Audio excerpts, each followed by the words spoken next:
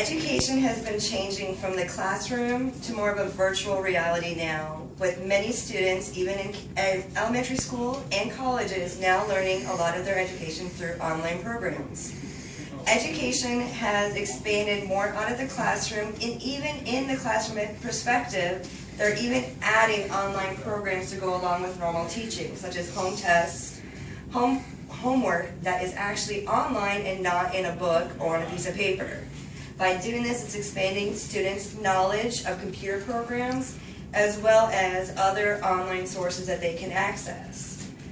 With it being the new source of education, there's a lot of conflict with employers directly wondering if online education is equivalent to the classroom for colleges. A lot of employers see the benefits of it, that it does teach a student more responsibility of time restraints and meeting a deadline or a schedule. A lot of the other ones view it as that it is not as detailed as sitting in a classroom with a professor talking to you one-on-one. With my personal experience, I will say it is a lot harder, and it's not for everybody. It depends on the person and the topic that you're learning on whether or not it can fit for you.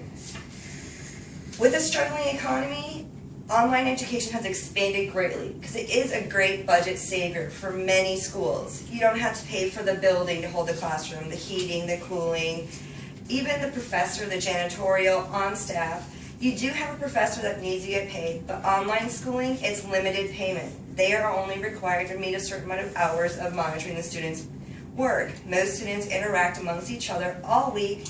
Professors mainly there to monitor and grade, nothing more. So this can save a school a lot of money. With enrollment going up, the persistence that comes from most students when it comes to face-to-face schooling or online schooling is almost equivalent between both other programs, with online courses being at around 95.6% and face-to-face being around 97%. By the persistence, I mean the actual completion of the degree. There is no change from a student that goes online to a student in the classroom, even though some critics say online students aren't as persistent as classroom students. Other statistics is most full-time professors, at 64% of the faculty will proctor an online program. Part-time faculty members, about 35% of them proctor online classes as well. And this is just in your normal colleges, such as even UCF or Valencia locally. They do expand to that because their students have demanded that access. Completion rate for online schooling is 72% people completing their degrees. With a face-to-face, it's at 76%. So with the argument that online schooling is not as equivalent to face-to-face, it kind of alters that. Because the completion rate is equivalent, the teachers also are recognizing that and going for the extra time by going online and proctoring. Degree levels, associate degrees, 25% of the people that go to school are going online for an associate degree. For a bachelor's degree, 17% of the people that attend online schooling are equivalent to the actual national average of all students being enrolled in colleges today. The growth rate for online schooling has increased greatly in the last few years. From 2008 to 2011, the growth rate has increased by 75%. Enrollment for online schooling is mainly based to the 26 and older crowd.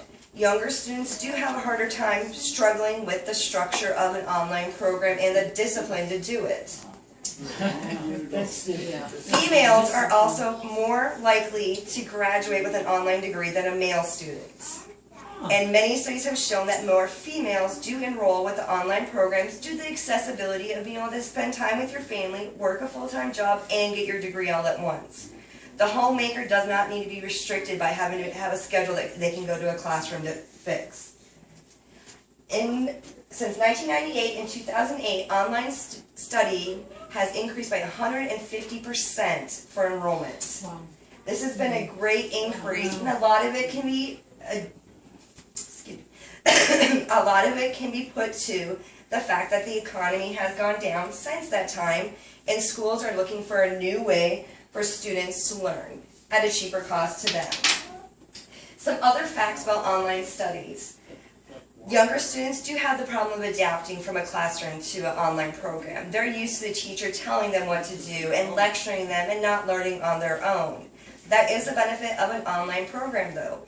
You learn how to better note take, and you also learn how to project your time so you can finish your readings, complete your assignments with a set schedule. But it also does give you the lenience if you're sick or something else comes up, you can put it off for a couple of days because you do have deadlines, but you don't have a set schedule like you would in a classroom.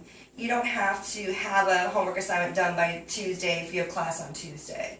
Your professor will provide you your deadlines at the beginning of the week. Female students do tend to do better than male students in the online program.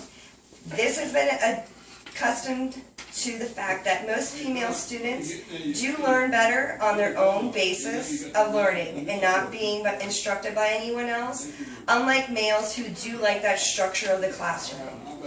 Black and Hispanics do have the highest dropout rates when it does come to online schooling.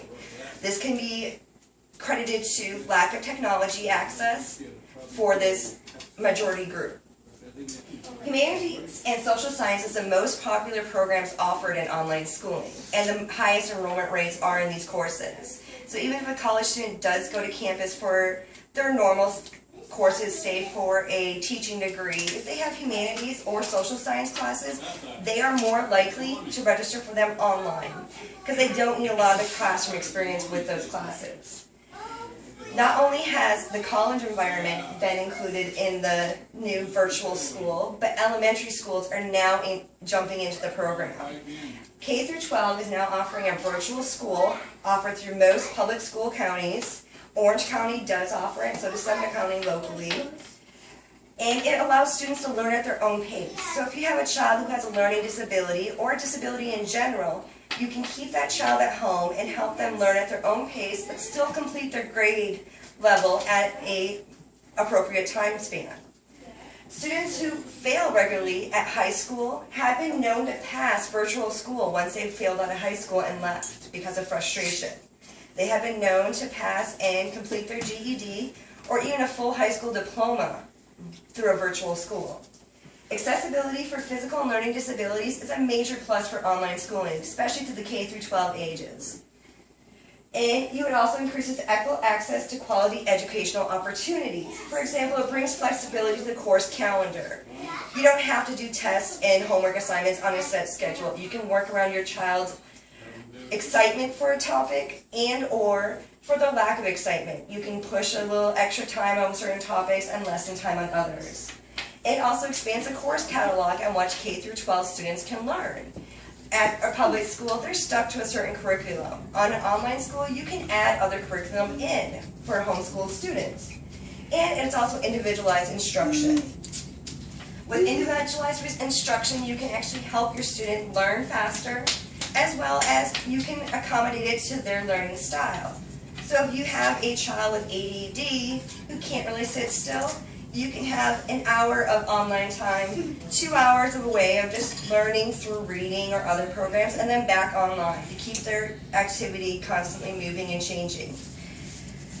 With the change from classroom to pretty much a message board format, the chalkboard and whiteboard are pretty much coming obsolete. And it's hard to say if this is the future of schools, if all future public schools may shut down, and they may lessen to smaller schools, and most children will learn through a virtual reality. It is a hard decision to make, and it's not for everyone, like I stated earlier. It is a personal decision that you need to decide if this is the right choice for you. And when also looking in the future for grandchildren, or your children if they're looking at going back to school, is a suggestion that can be put out there as a possibility for them to explore further. Yeah, I have a question.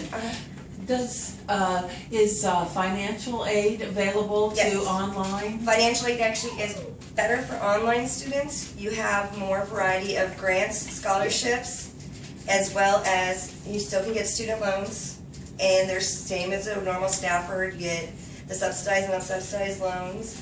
You can get additional grants being a parent going back to school. Doing it online, you also save the money of gas. I was going to say dorm. You don't have to worry about a dorm room, you don't have to worry about gas, you don't have to worry about childcare if you have to go to class every day, so.